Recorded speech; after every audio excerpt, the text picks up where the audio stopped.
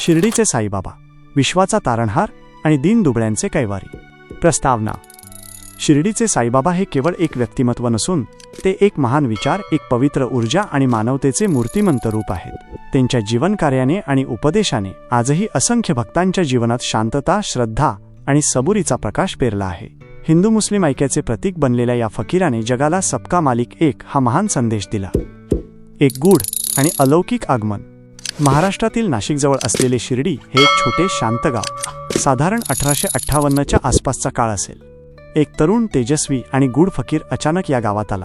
त्याने अंगावर फाटकी कफनी, लांब झगा परिधान केली होती, डोक्यावर कापडी पटका होता आणि त्याच्या डोळ्यांमध्ये विलक्षण तेज व जगाबद्दल अपार करुणा भरली होती. तो फकीर गावातल्या एका जुन्या निमाच्या कडुलिंबाच्या झाडाखाली शांतपणे बसला. त्याचे रूप, त्याची शांत मुद्रा आणि त्याचे तेज पाहून गावकरी आश्चर्यचकित झाले. काही धाडसी लोकांनी त्याला विचारले, महाराज, आपण कोण आहात, कुठून आलात?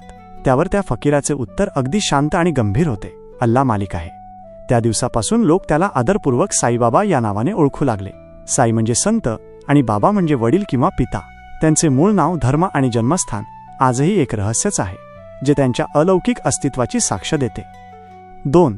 दयाळू आणि चमत्कारी जीवन. द्वारकामाई आणि उदीचा महिमा. साईबाबांच्या जीवनाचा मोठा काळ एका मोडकळीस आलेल्या मशिदीत गेला, जी पुढे द्वारकामाई म्हणून जगभर प्रसिद्ध झाली. द्वारकामाई हे केवळ प्रार्थनास्थळ नव्हे, तर ते बाबांच्या कृपेचे, प्रेमाचे आणि चमत्कारांचे केंद्र बनले. त्यांनी तिथे एक धुनी, पवित्र अग्नी सतत प्रज्वलित ठेवली. या धुनीतील राख म्हणजेच उदी होय. साईबाबांनी ही उदी लाखो भक्तांना प्रसाद म्हणून दिली. उदी ही केवळ राख नव्हती, तर ती बाबांच्या तपश्चर्येचे आणि दैवी शक्तीचे प्रतीक होती. रोगमुक्ती. असंख्य लोकांचे दुर्धर रोग बाबांनी या उदीच्या स्पर्शाने आणि त्यांच्या कृपेच्या एका दृष्टीने बरे केले. आधार आणि दिलासा. जो कोणी त्यांच्याकडे मदतीसाठी, संकटातून बाहेर पडण्यासाठी किंवा केवळ मानसिक शांतीसाठी यायचा, त्याला त्यांनी कधीही निराश परत पाठवले नाही. कधी उदी देऊन, कधी अत्यंत प्रेमाचे 4 शब्द बोलून, तर कधी केवळ आपल्या तेजस्वी डोळ्यांनी पाहून त्यांनी भक्तांच्या जीवनातील अंधार दूर केला. सबका मालिक एक, साईंचा विश्वव्यापी संदेश. साईबाबांच्या उपदेशाचे सार एकाच वाक्यात दडलेले आहे, सबका मालिक एक. त्यांनी आयुष्यभर हिंदू आणि मुस्लिम या दोन्ही धर्मांना समान मानले. ते स्वतः मस्जिदीत राहिले, पण त्यांच्या दिवसाची सुरुवात हिंदूंच्या आरतीने होत असे आणि दिवसाचा शेवट अजानने होत असे. ते दोन्ही धर्मांच्या सणांमध्ये आनंदाने सहभागी होत. धर्मनिरपेक्षता. बाबा नेहमी सांगायचे, माझ्या पायाखाली हिंदू मुसलमान असा कोणताही भेद नाही. देव एकच आहे. त्याला ओळखण्याचे मार्ग मात्र वेगवेगळ्या श्रद्धांमध्ये विभागले आहेत. मानवतेचा धर्म. त्यांचा सर्वात मोठा उपदेश म्हणजे एकता आणि मानवता. कोणत्याही जाती धर्माच्या पलीकडे जाऊन त्यांनी माणसावर प्रेम करायला शिकवले. त्यांच्या मते माणसाची सेवा हीच खरी ईश्वराची सेवा आहे. 4. भक्तांची श्रद्धा आणि बाबांचे अद्भुत चमत्कार. साईबाबांनी आपल्या जीवनकाळात अनेक चमत्कार केले, जे आजही त्यांच्या साईस चरित्र ग्रंथातून वाचायला मिळतात. भिक्षा आणि अन्नदान. दानाची महती.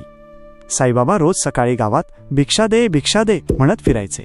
लोकांनी प्रेमाने दिलेले अन्न ते घेऊन यायचे आणि ते पुन्हा गावकऱ्यांमध्ये व गरजूंमध्ये वाटायचे. ते नेहमी सांगत, देणारा हात नेहमी वरचा श्रेष्ठ असावा. दान केल्याने केवळ दुसऱ्याची भूक शमत नाही, तर आपली आत्मा शुद्ध होते. त्यांनी अन्नदानाचे महत्त्व आपल्या कृतीतून सिद्ध केले. तेलाऐवजी पाण्याने दिवा जाळणे. एकदा शिर्डीतील काही तेल विक्रेत्यांनी एकत्र येऊन बाबांना तेल देण्याचे नाकारले, कारण त्यांच्या चमत्कारांवर काही लोकांचा विश्वास नव्हता. ते म्हणाले, बाबा, आज दुकानात तेल संपले आहे. साईबाबा शांत बसले. त्यांनी पाणी घेतले, ते दिव्याच्या वातीवर फिरवले आणि अल्ला मालिक म्हणून दिवा पेटवला. तो दिवा रात्रभर तेलाऐवजी पाण्यावर जळत राहिला. हे पाहून गावकरी थक्क झाले आणि त्यांच्या दैवी शक्तीवरचा त्यांचा विश्वास अधिक दृढ झाला. रोगमुक्तीचा आणि पुनरुज्जीवनाचा चमत्कार. एकदा एका भक्त स्त्रीचा नवरा मृतावस्थेत पडला. ती धावत पळत बाबांच्या चरणी आली आणि रडू लागली. बाबांनी तिला केवळ एवढेच म्हटले, अगं वेडे, जा, तुझा नवरा झोपलेला आहे. तिने घरी जाऊन पाहिले, तर तिचा मृत नवरा शुद्धीवर आला होता.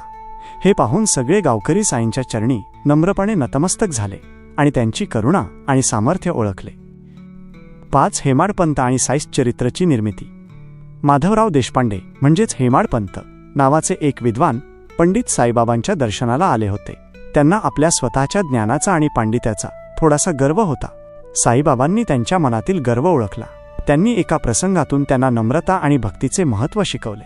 त्या दिवशी बाबा स्वतः मोठ्या प्रेमाने भांडी धुत होते आणि भाजी बनवत होते. ते हेमाडपंतांना म्हणाले, अन्नात परमेश्वर असतो, म्हणून त्याला आदराने, शुद्ध मनाने स्पर्श करा.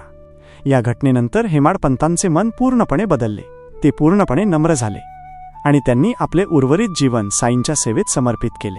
त्यांनी पुढे श्री साईचरित्र हा महान ग्रंथ लिहिला, जो आज जगभरातील लाखो भक्तांसाठी साईंच्या लीला, उपदेश आणि चमत्कारांचा मार्गदर्शक ठरला आहे. 6. साईंचा सर्व धर्मभाव. एका दिवशी मंदिरातल्या पुजाऱ्याने बाबांना उत्सुकतेपोटी विचारले, बाबा, तुम्ही कोणत्या धर्माचे आहात? साईबाबांनी अत्यंत मार्मिक उत्तर दिले. ते म्हणाले, जेव्हा मी मंदिरात जातो तेव्हा माझ्यातला देव हिंदू असतो, आणि जेव्हा मी मस्जिदीत जातो तेव्हा माझ्यातला अल्ला जागा होतो.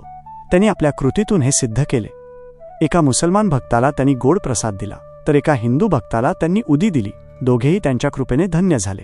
त्यांनी 2 धर्म एकत्र जगण्याचा आदर्श जगासमोर ठेवला. साईंच्या चिरंजीव उपदेश. साईबाबांच्या उपदेशात साधेपणा होता, पण त्याचा अर्थ जीवनाच्या गहन सत्याला स्पर्श करणारा होता. श्रद्धा आणि सबुरी, संयम ठेवा, हा त्यांचा सर्वात महत्त्वाचा उपदेश आहे. श्रद्धा म्हणजे देवावर पूर्ण विश्वास, आणि सबुरी म्हणजे कठीण काळात धीर न सोडता येणाऱ्या चांगल्या वेळेची वाट पाहणे. जो देतो त्यालाच देव देतो. कोणाचेही वाईट करू नका, कारण प्रत्येक प्राणीमात्रात देव आहे. मी तुझ्यावर सतत लक्ष ठेवून आहे. हे त्यांचे बोल भक्तांसाठी केवळ शब्द नव्हते, तर ते खरे मंत्र होते, जे आजही त्यांना जीवनात पुढे जाण्यासाठी प्रेरणा देतात. 8. शेवटचा दिवस आणि चिरंजीव समाधी. सन 1918 साल. विजयादशमीचा दसरा पवित्र दिवस. साईबाबा दिवसभर शांत आणि समाधानी होते. त्यांनी आपल्या जवळच्या भक्तांना बोलावले आणि अत्यंत शांतपणे सांगितले, माझे कार्य संपले आहे. आता हे शरीर मी त्यागणार आहे, पण माझी कृपा, माझा आशीर्वाद आणि माझे प्रेम कायम तुमच्यासोबत राहील.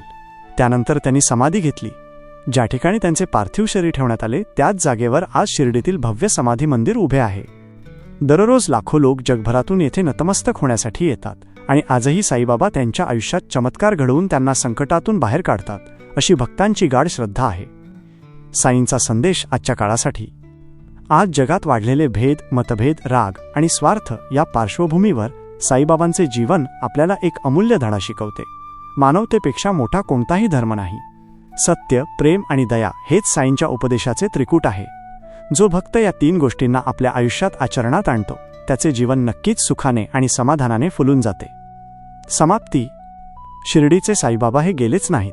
ते आजही प्रत्येक भक्ताच्या हृदयात, त्याच्या श्रद्धेमध्ये आणि त्याच्या प्रार्थनेत जिवंत आहेत. त्यांचा आशीर्वाद आजही लाखो लोकांना संकटातनं बाहेर काढतो आणि त्यांना शांतीचा मार्ग दाखवतो. साईंच्या चरणी जो वागतो त्याचं जीवन सुखाने फुलतं.